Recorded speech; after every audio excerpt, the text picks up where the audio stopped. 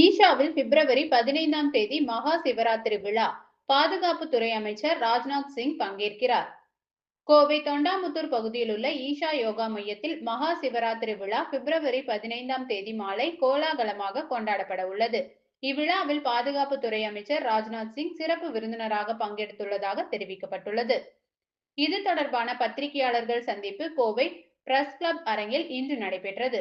இதில் தென் கைலாய பக்தி பேரவையின் தன்னார்வலர் ரவீந்திரன் மற்றும் தன்னார்வலர் சரவணன் ஆகியோர் கலந்து கொண்டு பேசினர். செய்தியாளர் சந்திப்பில் அவர்கள் பேசியதாவது: ஈஷாவில் 32வது மகா சிவராத்திரி விழா 15ஆம் தேதி பிரம்மாண்டமாக கொண்டாடப்பட உள்ளது. இதில் சிறப்பு விருந்தினராக பாதுகாப்புத்துறை அமைச்சர் ராஜ்நாத் சிங் உட்பட பல முக்கிய பிரமுகர்கள் கலந்து கொள்ள உள்ளனர். மேலும் லட்சக்கணக்கான மக்கள் இதில் பங்கேற்க உள்ளனர்.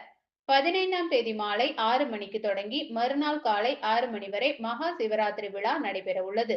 இதில் சக்தி வாய்ந்த தியானங்கள், மந்திர உச்சாடனைகள், யோகஸ்வரலிங்க மகா அபிஷேகம் மற்றும் சிறந்த கலைஞர்களின் இசை நிகழ்ச்சிகள் நடைபெற உள்ளது.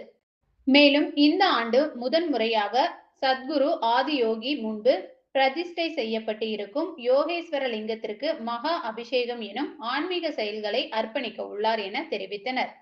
மேலும் மக்களின் வசதிக்காக தேவையான பார்க்கிங் வசதி, சுத்திகரிக்கப்பட்ட குடிநீர், கழிவறைகள், மருத்துவ வசதி உள்ளிட்டவை ஏற்பாடு செய்யப்பட்டுள்ளதாகவும், இந்த விழாவிற்கு பல்வேறு நாடுகளில் இருந்து மக்கள் வருகை தர உள்ளதாகவும் குறிப்பிட்டனர்.